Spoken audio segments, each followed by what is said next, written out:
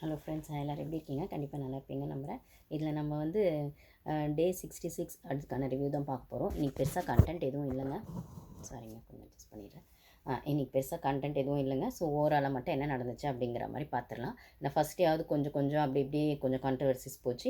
இன்றைக்கி சட்டிலாக தான் போச்சு. பட் ஆனால் பிக் பாஸ் வச்ச ட்விஸ்ட் என்னென்னு பார்த்தீங்கன்னா, அந்த ஸ்வாப் ஆகணும் அப்படிங்கிறதுல அவர் மாற்றி ஒன்று பண்ணிகிட்டு இருந்தார். ஸோ 2-3 ஸ்வாப் நடந்தது. ஒன்று ஒரு மாதிரி நடந்தது. அதை பற்றி மட்டும்தான் பேச போகிறோம்.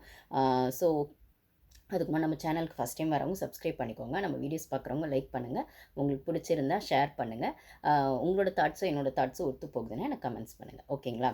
ஓகே கைஸ், இப்போ வாங்க நம்ம கண்டென்ட்குள்ளே போகலாம். இப்போ எபிசோட் ஸ்டார்ட் ஆகும்போதே பார்த்தீங்கன்னா, அன்ஷிதா தான் வந்து பெட்லிங் பண்ணிருக்காங்க. பக்கத்தில் ராயன் பண்ணிருக்காரு. ரயான் வந்து விசில் வாஷிங் டீம்னால அவர் விசில் வாஷ் பண்ணோம் அப்படின்னும் போது அதுக்கு பதில் வந்து ராணா வந்து நான் பண்ணுறேன் அப்படின்னு சொல்கிறாரு. உடனே அன்ஷிதா தான் யூனியன் லீடர் இல்லைங்களா? ஸோ நேற்று அப்படி தானே செலக்ட் பண்ணாங்க.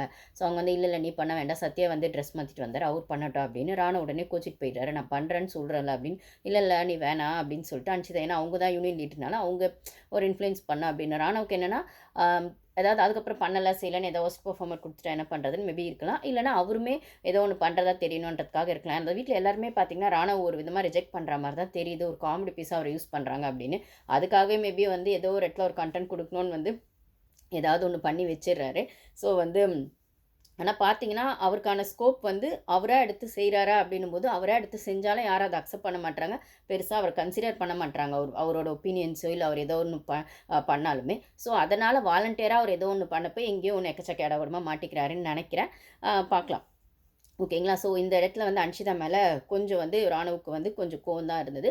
பட் ஆனால் ஓகே சட்டில் அப்படி ஓகே அப்படின்னு சொல்லிட்டு, ஆனால் ட்ரெஸ் மாற்ற உள்ளே போகணும் அப்படின்னும்போது ராணு வந்து ட்ரெஸ் மாற்ற உள்ளே போயிட்டாரு.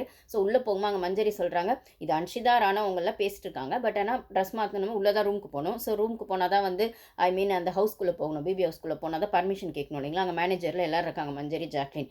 இவர் வந்து பேசிட்டே வந்து டக்குன்னு உள்ளே போயிடுறாரு அந்த பர்மிஷன் கேட்குறாம அந்த பேச்சு ஃப்ளோலே. ஸோ மஞ்சரி சொல்கிறாங்க, ராணு பேசிட்டு நீங்கள் டக்குன்னு போயிட்டீங்க, நீங்கள் பர்மிஷன் கேட்கணும்ல, மேனேஜர் கிட்ட கேட்கவே இல்லை அப்படிங்கிற மாதிரி.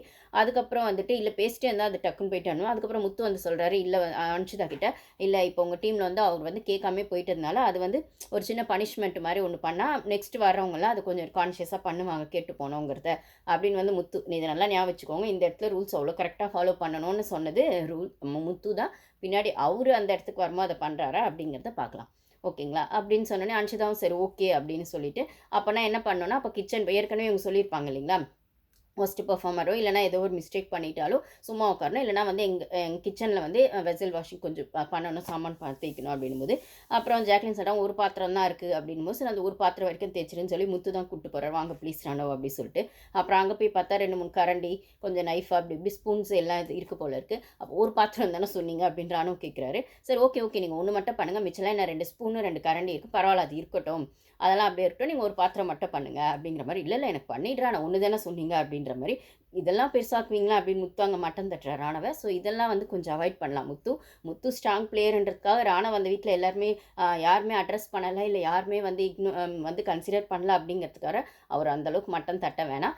பட் ஆனால் அவர் வந்து தர்ஷிகாக்கோ இல்லை ஒரு சிலருக்கும் வந்து என்ன சொல்கிறது பிஏ மாதிரி இருக்கார் அப்படின்ற ஒரு தாட்டம் அங்கே இருக்குது. அவர் எதுக்கு அப்படி இருக்காரு அப்படின்னு எனக்கு கேட்டால், அவருக்கு அந்த கேமில் அவர் வந்து நிஜமாகவே இன்னசென்ட்டா, இல்லை இன்னசென்ட் மாதிரி இருக்காரா, இல்லைனா வந்து பாதி புரிஞ்சு பாதி புரியாமல் ஒன்று பண்ணுறாரா அப்படிங்கிறது தெரியல. ஆனால் டீம் அவரை உள்ளே உட்கார வச்சுருக்காங்கன்னா ஏதோ ஒரு ரீசனுக்காக தான் இருக்கும்னு நான் நினைக்கிறேன். பார்க்கலாம். பட் ஆனால் அதே சமயத்தில் இவர் வந்து இந்த எபிசோடுக்கு முன்னால் நைட்டு கூட வந்து பார்த்திங்கன்னா 24/7 முன்னால் ஒரு பிரச்சனைலாம் வந்திருக்கும். அருணுக்கு முத்துக்கெலாம் வந்துச்சு இல்லைங்களா? அப்போல்லாம் வந்து ஆரம்பிச்சதுன்னா கொஞ்சம் எகிரிட் அங்கே வந்ததுலாம் ராணவ் தான் வந்திருப்பார். அதுக்கப்புறம் பார்த்திங்கன்னா அன்றைக்கி நைட்டு வந்து தீபக் கிட்ட உட்காந்து பேசியிருப்பார். இந்த மாதிரி நான் இன்றைக்கெல்லாம் இது கொஞ்சம் நான் பண்ணுறது சரியாக இருக்கா, என்னோடய கேம் சரியாக தான் போகுதுண்ணா, ஃப்ளோவாக தான் போயிட்டுருக்கேண்ணா அப்படின்னு கேட்குற பட்சத்தில் தீபக் சொல்வார், நீ கேமுக்காக பண்ணுறியா, இல்லைனா நிஜமாகவே நீ பிரச்சனை பண்ணணுன்னு பண்ணுறியா, அதாவது கண்டென்ட்காக பண்ணுறியா, இல்லை நீ வந்து அதில் கண்டென்ட் என்ன சொல்கிறது அந்த டாஸ்க்குள்ளே பண்ணுறியா, இல்லை டாஸ்க்குள்ளே கண்டென்ட் க்ரியேட் பண்ணணும்னு ஒன்று பண்ணுறேன்னு எனக்கு தெரியாது, அது வந்து உன்னோட விருப்பம், இல்லை உன்னோட கேம் பண்ணணும், இல்லை நான் வந்து அந்த டாஸ்க்குள்ளே ஏதோ ஒன்று பண்ணணும் தான் பண்ணுறேன் அப்படிங்கிற மாதிரி அவர் சொல்லுவார். ஸோ இது வந்து இதில் நான் தப்பு சரி சொல்கிறதுக்கு எனக்கு ரைட்ஸ் இல்லை, ப்ளஸ் அதை நான் சொல்லவும் முடியாது. ஸோ உன் கேமை நீ விளையாடு, உனக்கு எப்படி தோணுதோ விளையாடு அப்படிங்கிற மாதிரி. ஏற்கனவே அவரே ஆஃப் ஆயிட்டார். அருண் பண்ண விஷயத்தில் இந்த டாஸ்கில் இப்போ வரைக்கும் அவர் வந்து ஓப்பனாக ஆகவே இல்லை. நான் ஆல்ரெடி போன வீடியோலேயே சொல்லியிருப்பேன். அருண் சண்டைக்கு முன், அருண் சண்டைக்கு பின் அப்படின்னு தான் வைக்கணும் தீபக்கோட விஷயத்த. அந்தளவுக்கு சட்டிலாக வாயை திறக்கலை எந்த இடத்துல. இவர் வாயை திறக்கலை அப்படிங்கிறத முத்து கையில் எடுத்துக்கிட்டு first boys team miss girls team இருக்குமே, முத்து எல்லாரையும் வந்துட்டு மேனிப்புலேட் பண்ணிட்டோம், இல்லை அவர் சொல்கிறது தான் ஃபஸ்ட்டு பாயிண்ட் எடுத்து வச்சோம், அது வந்து எல்லாருக்கும் ஃபீட் பண்ணிட்டோம் ஒன்று பண்ணுவார் இல்லைங்களா. ஸோ அந்த கேமை முத்து ஆரம்பிச்சிட்டாரு. அப்பயுமே தீபக் வாய் திறந்துருக்கணும், அப்போ திறக்கல. ஆனால் இண்டிவிஜுவல் கேமுன்னு வந்தப்புறம் அவர் ஓனர்ஷிப் எடுக்கலான்னு பார்த்தாரு. அவரை வந்து அருண் ஆஃப் பண்ணி உட்காரிச்சிட்டாரு. இப்போ வந்துட்டு அருண் வந்து அந்த சைடில் இருக்கார், லேபர் சைடில். ஸோ இப்போ வந்து முத்துக்கானது ரொம்பவே ஸ்பேஸ் ஃப்ரீ ஆகிடுச்சு. அவர் ஒன்று பண்ண ஆரம்பிக்கிறாரு. இந்த இடத்துல தீபக் வந்து அவரோட கேமே அவர் எப்படி ஆடுறது தெரியல அப்படின்னும் போது ராணுவ இந்த கேள்விக்கு அவர் எப்படி பதில் சொல்வார். ஸோ அவர் கழுவுறமில்ல நழுவுறமில்ல, இது உன் கேம், நீ பார்த்து அடுப்பா அப்படின்னு போயிடுவார். ஸோ இந்த இடத்துல லேபர் டீமில் இருக்க ராணுவக்கண்ணு என்ன பண்ணுறதுன்னு புரியல. ஆனால் என்ன ஒன்று பண்ணுவாருன்னு நினைக்கிறேன். இன்னொரு 2 நாள் இந்த டாஸ்க் முடியறதுக்குள்ளே, ஓகேங்களா. ஸோ இது இப்படி போயிட்டுருக்கு. ஸோ இந்த மாதிரி வந்து முத்து வந்து ராணுவ வந்து கொஞ்சம் என்ன சொல்கிறது, கொஞ்சம் வந்து இதுவாக தான் மட்டமாக தான் நடத்துகிறாருன்னு தான் சொல்லுவேன், அவ்வளோதான். அப்படி இருக்கிற பட்சத்தில் இது ஒன்று போகுது. அதுக்கப்புறம் கிரிஞ்சு கண்டென்ட்டான தர்ஷிகா விஷால் ஒரு பக்கம் நடக்குது. 2 பேரும் பெட்ரூமில் வந்து இவங்க ஒரு பெட்லேயும் அவங்க ஒரு பெட்லேயும் ஆப்போசிட் பெட்டில் வந்துட்டு பேசிகிட்டு இருக்காங்க. ஆல்ரெடி வந்து இவர் விஷால் சொல்கிறாரு, இந்த வீட்டில் எல்லாரும் கேம் ஆட ஆரம்பிச்சிட்டாங்க. அதாவது இப்போ பார்த்தீங்கன்னா வந்து பாதி பேர் வெளில படுத்துக்கிறாங்க அந்த டாஸ்க் மூலிமா. கொஞ்சம் பேர் வந்து மேனேஜர்ஸ் அவங்க இது பண்ணும்போது இவங்களுக்கு வந்து ரொம்பவே ஃப்ரீயாக இவங்க வந்து என்ன பேசலாம் அப்படிங்கிற மாதிரி அந்த பொருள் பேசுறது, காசிப் பேசுறது, அப்புறம் இவங்க லவ் கண்டென்ட் க்ரியேட் பண்ணுறது அப்படிங்கிறது ஒன்று போயிட்டு தான் இருக்குது. அதுக்கப்புறம் பார்த்திங்கன்னா இதுலேருந்து ஒரு சிலதெல்லாம் சோஷியல் மீடியாவில் கூட எடுத்து என்ன சொல்கிறது, கொஞ்சம் வந்து ஒஸ்ட்டாக வந்து தர்ஷிகா வந்து என்ன சொல்கிறது, அவங்க லவ் கண்டென்ட் வச்சு பண்ணுறாங்க. அது தப்பு தான். எப்படி பார்த்தாலும் அவங்க டாஸ்க்குக்காக பண்ணுறாங்களோ என்னமோ. ஆக மொத்தம் அது ஒரு ஷோ. அவங்க வந்து அவங்களுக்கும் அவுட் ஆஃப் த கேம் ஒரு லைஃப் இருக்குது. பட் ஆனால் அதை எடுத்து சோஷியல் மீடியாவில் இப்படி பண்ணி அவங்கள வந்து பர்சனலாக அட்டாக் பண்ண வேண்டாம் அப்படிங்கிறது என்னோடய பர்சனல் ரிக்வெஸ்ட். ஆனால் அதை வந்து நம்ம அவாய்ட் பண்ண, அந்த ஷோன்னு போயிட்டு அதுக்கப்புறம் சோஷியல் மீடியாவில் வர எதையுமே யாராலும் அவாய்ட் பண்ண முடியாது. ஸோ அந்த கான்சிக்வன்ஸை அந்த கண்டஸ்டன்ஸ் தான் ஃபேஸ் பண்ணி ஆகணும், ஓகேங்களா. ஸோ அதனால் வந்து இவங்க 2 பேரும் பேசிகிட்டு இருக்காங்க, விஷாலும் தர்ஷிகாவும். அப்போ விஷால் சொல்கிறாரு, இந்த வீட்டில் எல்லாருமே ரொம்ப ஸ்ட்ராங் கேம் ஆட ஆரம்பிச்சிட்டாங்க, நீ பார்த்தாடு. இதில் நீ என் மேலே காட்டுற அன்பு வந்து எல்லாரும் வேறு விதமாக பேசிகிட்டு இருக்காங்க. இதை பற்றி யாரும் என்கிட்ட வந்து பேசல, உங்ககிட்ட தான் பேசுகிறாங்க. ஸோ நீ உஷாராக பார்த்து கேம் ஆடு அப்படிங்கிற மாதிரி தர்ஷிகாவுக்கு அட்வைஸ் பண்ணுறாரா, இல்லைனா வந்து உன் கேமை மட்டும் ஆடு, இதுக்கு நியாயமாக பார்த்தா அவர் அப்படி தான் சொல்லணும். நீ உன் கேமை மட்டும் ஆடு, தேவையில்லாதெல்லாம் இது எதுன்னு. அவர் ஒவ்வொருட்டையும் பூசி மழுப்பி எஸ்ஸும் சொல்ல மாட்டார், நோவும் சொல்ல மாட்டார். 2த்துக்கும் நல்லா அந்த பொண்ணை போட்டு ஒரு குழப்பிட்டு இருக்காரு. அதுக்குன்னு குழப்புற அளவுக்கு அந்த பொண்ணு முட்டாளான்னு கேட்டால் இல்லை.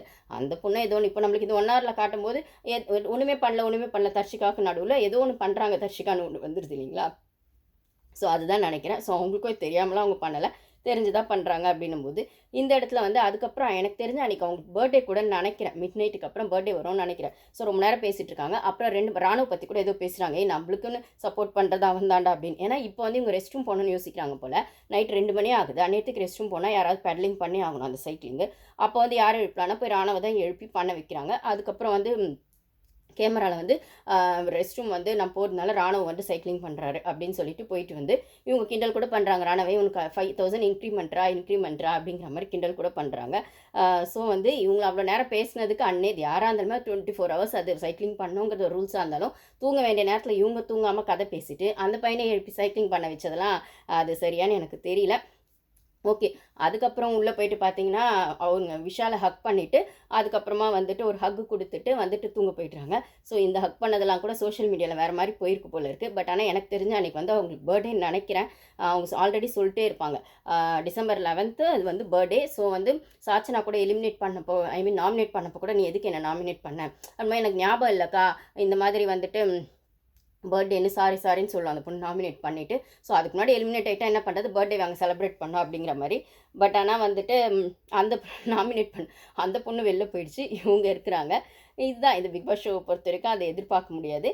ஸோ வந்து அந்த வகையில் வந்து அவர் விஷ் பண்ணியிருப்பாருன்னு நினைக்கிறேன் அந்நேரத்துக்கு பர்த்டேன்னு சொல்லி. இதில் வந்துட்டு நடுவில் இவங்க 2 பேருக்கு நடுவில் அதுக்கு முன்னாடி ஏதோ கொஞ்சம் வந்து சண்டை கூட வந்துச்சு போல். அப்போ வந்து தர்ஷிகா முகம் கொடுத்து பேசல போல், மற்றவங்க பேச்சு அதோ கேட்டு அப்படின்னு. அதுக்கப்புறம் சாரி சொல்லி அவங்களே வந்து அந்த கான்வர்சேஷனை ஸ்மூத்தாக க்ரியேட் பண்ணுறாங்க. அது தர்ஷிகா சொல்லுவாங்க, நானே வந்து சாரி சொல்லிட்டு பேசலாம் தான் இருந்தேன் அப்படின்னு. விஷால் சொல்வார், அதான் நீ மற்றவங்க பேச்செல்லாம் கேட்டு இது பண்ணாத, உனக்கு என்ன தோணுது செய் அப்படிங்கிற மாதிரி. அந்த பொண்ணை கன்ஃபியூஸ் பண்ணுறாரா தெளிய வைக்கிறாரா அப்படிங்கிறது தெரியல.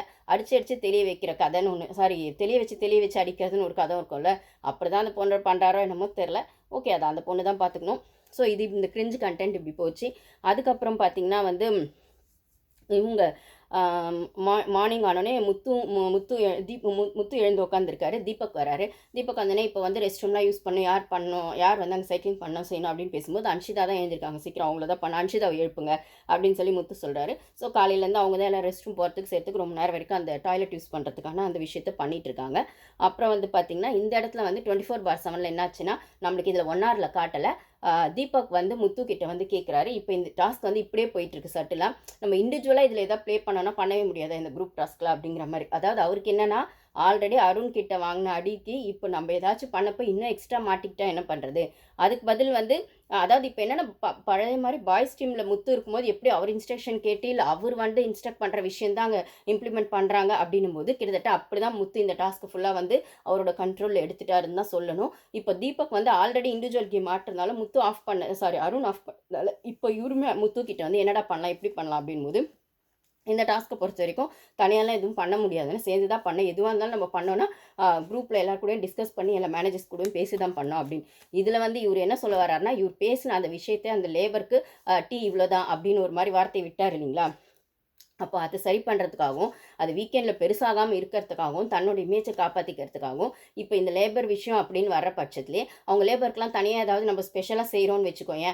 அப்போ அதை வந்து நம்ம தனியாக எடுத்து செய்யலாமா ஸ்டெப் அப்படின்னு. இப்போ ஃபார் எக்ஸாம்பிள் வந்து நான் வந்து ஒரு ஹெல்ப்பு கேட்டுட்டு இல்லை இப்போ வந்து எனக்கு வந்து ரெஸ்ட் ரூம் போகிறது காமன் ஆகிடும். அது இல்லாமல் எக்ஸ்ட்ராவாக வந்துட்டு ஏதோ நான் பண்ணுறேன் அப்படின்னும் போது அந்த ஒரு லேபர் மட்டும் எனக்கு அதுக்கு எக்ஸ்ட்ராவாக தண்ணி சப்ளைக்கு பண்ணுறாங்க செய்கிறாங்க அப்படின்னா அவங்களுக்கு நான் தனியாக எக்ஸ்ட்ரா டீ கொடுக்குறதோ மில்க் டீ. இப்போ வந்து அங்கே பாலே கிடையாது வந்து க்ராசரிஸ் அந்த லிமிட்டுக்கு. ஸோ வந்து பிளாக் டீ தான் எல்லோரும் குடிக்கிறாங்க, இல்லை லெமன் டீ குடிக்கிறாங்க. அப்படி இருக்க பட்சத்தில் நான் அவங்களுக்கு மட்டும் வந்து பால் டீ கொடுக்கறது அப்படி இப்படின்னு எதையாச்சும் நான் எக்ஸ்ட்ராவாக, அதாவது இவர் வந்து லேபரை ஈக்குவலாக ட்ரீட் பண்ணுறாரு. எந்த டீ பஞ்சாயத்தில் ஆரம்பிச்சதோ அருணுக்கும் இவருக்கும் அந்த டீயே வந்து மில்க் டீயாக கொடுத்து அவங்களுக்கான சப்போர்ட்டை, அதாவது இப்போ எக்ஸ்ட்ரா ஒரு பக்கெட் தண்ணி யூஸ் பண்ணுறாருன்னு வச்சுக்கோங்களேன் டாய்லெட்டுக்கு, அதுக்கு அவங்க தான் வந்து டாய்லெட்டுக்கோ ரெஸ்ட் ரூம்க்கோ, அப்போ அவங்க தான் யாரும் வந்து ஸ்பெசிஃபிக்காக இல்லைன்னா தீபக் அண்ணா நீங்கள் பண்ணுங்கள், இல்லை இவர் துணி எக்ஸாம்பிளுக்கு இவர் துணியை இவர் துவைக்கிறாருன்னு வச்சுக்கோங்களேன். இப்போ எல்லாரும் ஒரு செட்டு துணி துவைக்கிறாங்க அப்படின்னா ஒரு 2 3 நாள் துணி வந்து எக்ஸ்ட்ரா துவைக்கிறாருன்னா அதுக்கு யாராச்சும் பெடலிங் பண்ணுறாங்க அப்படின்னா நான் என்னோட ப்ரிஃபரன்ஸ்க்காக அவர்கிட்ட வந்து எக்ஸ்ட்ரா பண்ண சொன்னேன், என்னால் தான் எக்ஸ்ட்ரா பண்ணார், ஸோ அதுக்காக நான் அவருக்கு எதாவது ஃபேவர் செய்கிறேன் அப்படின்ற மாதிரி நான் எதாவது பண்ண முடியுமா அப்படின்னு தீபக் வந்து முத்துக்கிட்ட கேட்குறாரு. அப்போ அதுக்கு என்ன பண்ணோன்னா நான் கிச்சனில் இப்போ அவங்களுக்கு மட்டும் நான் பால் டீ கொடுக்குறது, இல்லைனா சுகர் எக்ஸ்ட்ரா கேட்டால் கொடுக்குறது அப்படிங்கிற மாதிரி, சுகர்னு சொல்லலை பால் தான் சொல்கிறார், பால் டீ கொடுக்குறது அப்படிங்கிற மாதிரி ஏதாச்சும் நான் பண்ணலாமான்னா இல்லை அப்படிலாம் பண்ணால் அது மற்ற மேனேஜர்ஸ்கிட்டையும் கேட்டு செய்கிற மாதிரி தான் இருக்கும். ஸோ இந்த டாஸ்க்கை பொறுத்த வரைக்கும் நம்ம என்ன செஞ்சாலும் மற்றவங்களும் கேட்டு செய்கிற மாதிரி தான் இருக்கும் அப்படிங்கிற மாதிரி முத்து சொல்லிட்டாரு. அது எப்படிங்க, அப்போ அது ஃபேவரட்டிசம் மாதிரி தானே ஆகும். நீங்கள் ஒரு எம்ப்ளாய் கிட்ட மட்டும் கேட்டு இது எப்படி இருக்குன்னா, இப்போ ஒரு ஆஃபீஸில் வந்து 10 பேர் வேலை செய்கிறாங்கன்னா அதில் ஒருத்தர் வந்து ஏதோ ஒரு மேனேஜருக்கு கொஞ்சம் ஃபேவராக இருப்பார்னு பாருங்களேன். அவங்க வீட்டுக்கு வந்துட்டு மளிகை சாமான் வாங்கி கொடுக்கறதோ இல்லை வந்து இவருக்கான வீட்டு வேலையை வந்து அவர் வந்து அந்த ஒரு லேபரை மட்டும் வச்சு செய்கிறார் அப்படின்னா ஒரு ஃபேவரட்டிசம் அங்கே போகல அந்த மேனேஜருக்கும் லேபருக்கும். அந்த மாதிரி இவர் சொல்ல வராரு. அதாவது இவர் வந்து இது வந்து என்ன சொல்கிறது, ஃபேவரட்டிசம் வேணுன்ற மாதிரி சொல்லலை. நான் ஏதோ ஒன்று லேபருக்கு நல்லது செஞ்சுட்டு நான் வந்து லேபரை வந்து அண்டர் ஒரு மாதிரி ஈக்குவலாக நடத்தாமல் இல்லை, அவங்களுக்கும் ஈக்குவல் ரெஸ்பெக்ட் கொடுத்து தான் நடத்துகிறேன்னு எதையோ ஒன்று பண்ணணும் அப்படின்னு ப்ரூஃப் பண்ண காட்டுறாரு, பண்ண பார்க்குறாரு அந்த அந்த டாஸ்கில். பட் ஆனால் அதை 1 ஹவரில் காட்டலை. இந்த டிஸ்கஷன் போகும்போது முத்து சொல்கிறாரு, இல்லை அதெல்லாம் வாய்ப்பே இல்லை, இது குரூப் டாஸ்க் மாதிரி ஆனதுக்கப்புறம் நம்ம அப்படிலாம் பண்ணால் அது சரியாக வராது அப்படின்னு சொல்லிடுறாரு. ஸோ இதெல்லாம் நம்மளுக்கு 1 ஹவரில் காட்டலை. ஸோ இது ஆனவுடனே வேக்கப் சாங் போடுறாங்க. வேக்கப் சாங் வந்து நம்மளுக்கு நம்ம ரஜினி சார் பாட்டு தான் போடுறாங்க. 2 நாள் அந்த மாதிரி சாங்கு தாங்க போயிட்டுருக்கு. இது சரத்குமார் ஒரு படத்தில் கூலி அந்த பாட்டு, அதுக்கப்புறம் மோஸ்ட்லி இந்த 2 நாள் ரஜினி மன்னன் படத்துலேருந்து பாட்டு, அதுக்கப்புறம் இந்த ஒருவன் முதலாளி அந்த பாட்டு முத்து படத்துலேருந்து அந்த பாட்டு அந்த போடுது. ஆக்சுவலி டான்ஸ்லாம் வந்து லேபர்ஸ்லாம் ரொம்பவே என்ஜாய் பண்ணி ஆடுறாங்க. ஃபஸ்ட்டு டே போடும்போது எல்லாம் என்ஜாய் பண்ணாங்க. இப்போ வந்து பெடலிங் பண்ணுறவங்களாம் பெடலிங் பண்ணிட்டே தான் இருக்கணும் அப்போ கூட. ஸோ வந்து நல்லா இருந்தது அது பார்க்குறதுக்கு. ஸோ 2 நாளாக கொஞ்சம் மோட்டிவேஷனல் சாங்ஸ் மாதிரி அது போடுறாங்க லேபர்ஸ்க்கெல்லாம். ஸோ மற்றதை பற்றி நம்ம நெக்ஸ்ட் வீடியோவில் பார்க்கலாம் கைஸ். தேங்க்யூ.